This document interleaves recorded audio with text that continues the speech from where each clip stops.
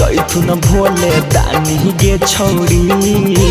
खुश होई जैथुन भोले दानी गे छौरी लिखा ले कांबर में तू पटना के राजधानी गे छौरी लिखा ले कांबर में तू पटना के राजधानी गे छौरी रहतौ तोर अलग है एगो निशानी गे छौरी रहतौ तोर अलग है एगो निशानी गे छौरी लिखा ले कांबर में तू पटना के राजधानी गे छौरी लिखा ले कांबर में तू पटना के राजधानी गे छौरी राजधानी गे छौरी पटना के राजधानी गे छौरी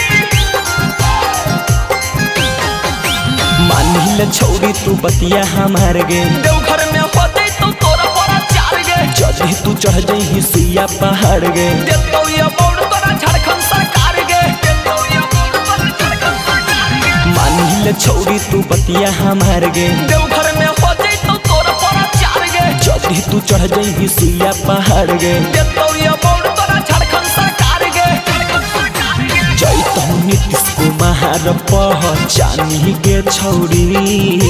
जैतौ नीतीश कुमार पहचानी गे छौरी लिखा ले कांबर में तू पटना के राजधानी गे छौरी लिखा ले कांबर में तू पटना के राजधानी गे छौरी राजधानी गे छौरी पटना के राजधानी गे छौरी कहो हो तोरा से सौरभ सुगम गे घर रह बोलब जइहे बोला बम गे हो या नरजी जब जब खत्म गे लीहे चढ़ाई तू भर के चिलम गे लीहे चढ़ाई तू भर के चिलम गे कहो हो तोरा से सौरभ सुगम गे घर रह बोलब जइहे बोला बम गे